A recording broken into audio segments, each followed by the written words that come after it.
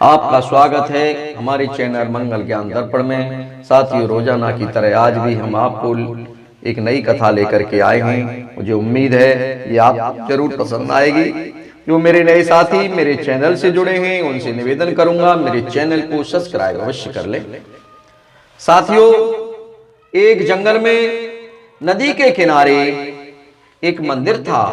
उस मंदिर के आसपास कोई भी व्यक्ति वहां नहीं पहुंचता था, क्योंकि लोग डरे हुए थे और सब लोग कहते थे कि वहां कोई नहीं जाता, वो दंड का देवता है।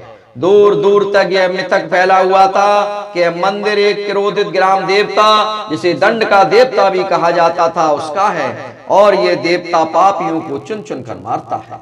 पूरे इलाके में ऐसा माना जाता था कि कोई भी पापी इस जगह पर पैर भी रख दे तो तुरंत उसके शरीर में विस्फोट हो जाता था और उसके शरीर के टुकड़े टुकड़े हो जाते थे।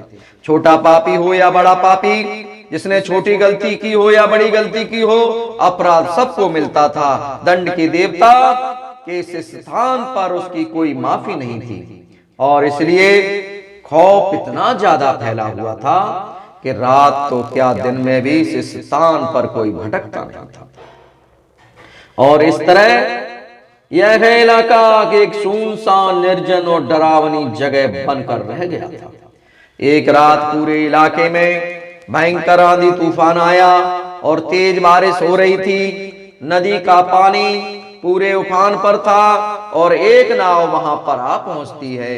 उस नाव में से 4-5 लोग उतरते हैं और बरसात से बचने के लिए मंदिर में बनी झोपड़ी के अंदर घुस जाते हैं। उनमें एक था नाव चलाने वाला, एक था बहुत बड़ा सेठ, एक धनवान व्यक्ति का नौकर था जो अपने मालिक के पीछे पीछे चल रहा था, और एक औरत थी जो अपने 7 साल के बच्चे को अपनी गोदी से चिपका करके लाई थी। एक शराबी भी था उनमें से जो मुश्किल से खड़ा हो पा रहा था और खड़ा होकर के वह लुढ़क जाता था और एक दीवार के सहारे बैठ गया। सबके सब बेहद डरे हुए, खौफ सबकी आंखों में साफ दिख रहा।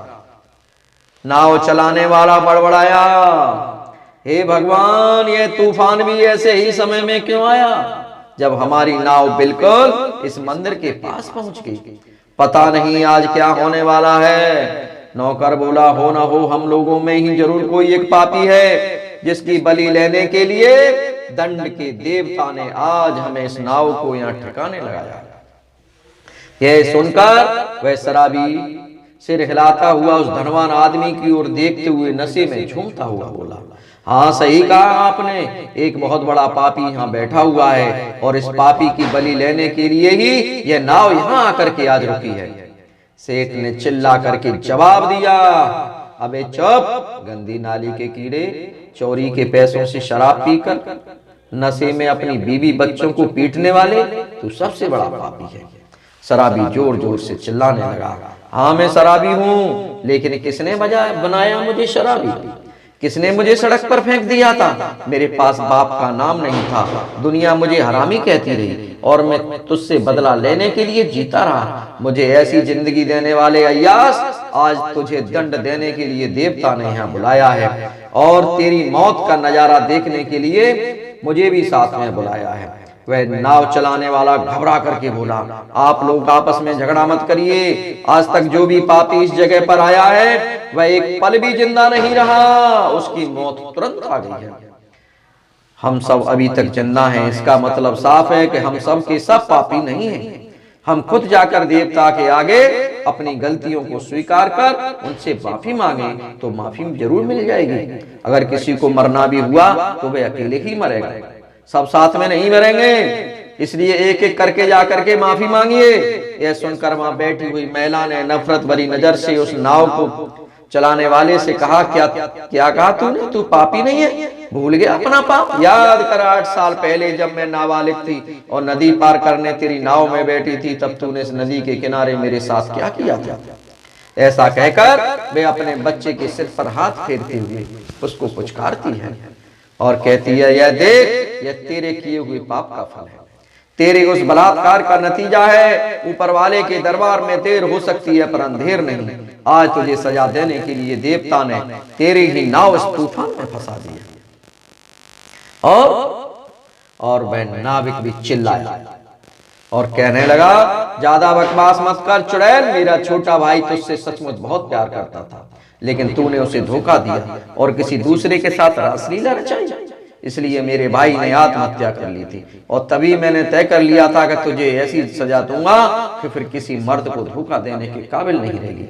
मैंने कोई पाप नहीं किया, मैंने अपने मासूम भाई की मौत का बदला लिया था। नौकर घबरा कर बोला, अगर हम सब लोग इसी तरह यहाँ लड़ते रहे तो सब मारे जाएंगे। रात के 12 बजने में थोड़ा सा समय बाकी रह गया है, किसी भी समय बम विस्फोट हो सकता है। अगर हमें यकीन है कि हमने कोई पाप नहीं किया तो देवता हमें जरूर माफ कर देंगे। हमें एक एक करके मंदिर के सामने खड़े होकर देवता से माफी मांगनी चाहिए। तो बताओ सबसे पहले कौन जाएगा? सब लोग एक दूसरे की ओर देखने लगे। तो वह नौकर खुद ही बोल उठा, ठीक है तो सबसे पहले मैं ही जाता हूं। ऐसा कहकर वह नौकर डरते डरते उस झोपड़ी से बाहर निकला और क्रोधित देवता की डरावनी मूर्ति के सामने पहुंच गया और उनसे हाथ जोड़कर खड़ा होकर बोला, हे दंड के देवता, मैंने जिंदगी भर अपने मालिक की खूब सेवा की है। उसके छोटे छोटे बच्चों को अपनी गोद में खिलाकर बड़ा किया है। कभी अपने काम में मैंने लापरवाही नहीं बरती। हाँ, जरूर है कि कभी कभी छोटी छोटी चोरियां इसी मालिक के घर में मैंने जरूर की हैं। मुझे तेरी गलतियों के लिए माफ कर दो। जो मैंने गलती की है मुझे माफ कर दो देवता, आप बड़े दयालु हैं, आपकी जय हो। उसने घबराहट में आंखें खोली, अपने आप को सुरक्षित पाया, खुशी में लगभग झूमता हुआ वापस आ गया।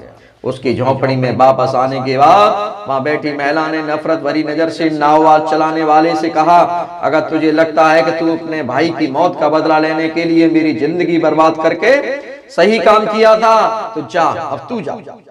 वह आदमी कुछ डर गया, लेकिन बाकी लोगों ने उसे पर दबाव बनाया तो दबे पांव मंदिर के सामने गया और देवता की भयानक शक्ल को देखकर आंखें भींचकर हाथ जोड़कर बोला, मैंने जो कुछ भी किया अपने मासूम भाई की मौत का बदला लेने के लिए किया था। आप दंड के देवता हैं, मैंने भी धोखा देने वाली एक औरत को दंड दिया है, इसलिए मैंने कोई पाप नहीं किया। आपकी जय हो। वह नाव चलाने वाला भी जिंदा बचकर आ गया और उस महिला से बोला, मैंने साबित कर दिया है कि मैं पापी नहीं हूँ। देवता ने मुझे माफ कर दिया है, तू ही सबसे बड़ी पापन है, तुझे देवता माफ नहीं करेगा, जा अब तू जा। वह महिला डर के मारे इधर उधर देखती हुई अपने बच्चे को वहीं छोड़कर चली गई। मंदिर के आगे पहुंची, हाथ जोड़कर खड़ी हुई सब लोग डरे सहमे उसकी ओर देखते रह गए। उसने भी क्रोधित देवता के आगे अपना पक्ष रखा, हे दंड के देवता, वह लड़का एक आवारा और बेरोजगार इंसान था। अगर मैं उससे शादी कर लेती तो मेरी जिंदगी बर्बाद हो जाती, इसलिए मैंने उसे छोड़ दिया। अगर मुझसे कोई गलती हुई है तो मुझे माफ कर देना देवता, आप बड़े दयालु हैं, आपकी जय हो। थोड़ी देर बाद सबने देखा कि एक महिला भी सही सलामत वापस आ रही है और अमीर आदमी गुस्से में शराबी की ओर देखकर बोला, किसी एक पापी की वजह से हम सब मारे जाने वाले हैं। वह औरत लगभग रोते हुए बोल उठी, ऐसा भी तो हो सकता है किसी एक निर्दोष की वजह से ही हम सब पापी बचे हुए हों। शराबी गरज उठा, अगर ऐसा है तो मैं जाता हूँ और इस पापी के लिए खुद सजा की मांग करता हूँ। ऐसा कहकर वह शराबी लड़खड़ाता हुआ ग्राम देवता के मंदिर के आगे खड़ा होकर बोला, हे दंड के देवता, उस अमीर आदमी ने अय्यासी करके मुझे पैदा किया और मैं जिंदगी भर लोगों की गालियां खाता रहा। हे देवता, मुझे जिंदा रखो ताकि मैं अपना बदला खुद ले सकूं। आप बड़े दयालु हैं, आपकी जय हो। वह शराबी भी जिंदा लौट आया और आत्मविश्वास में उस धनवान व्यक्ति पर बोल उठा, यह बुढ़ा ही सबसे बड़ा पापी है, इसी की वजह से हम सब यहाँ फंसे।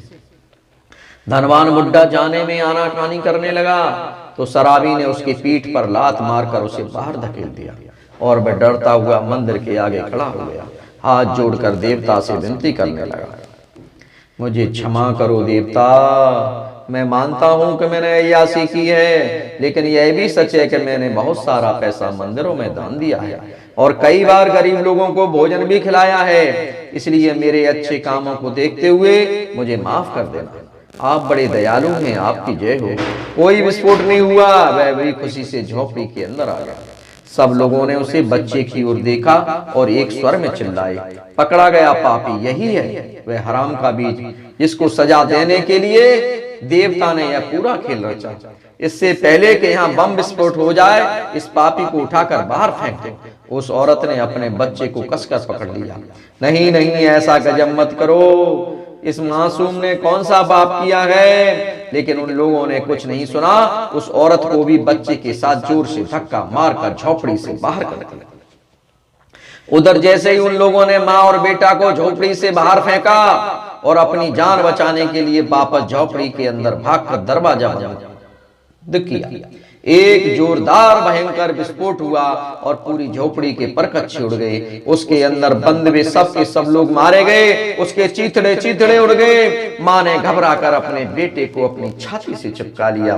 दोनों माँ और बेटा बच गए। माँ ने बेटे के मासूम चेहरे को गौर से देखा।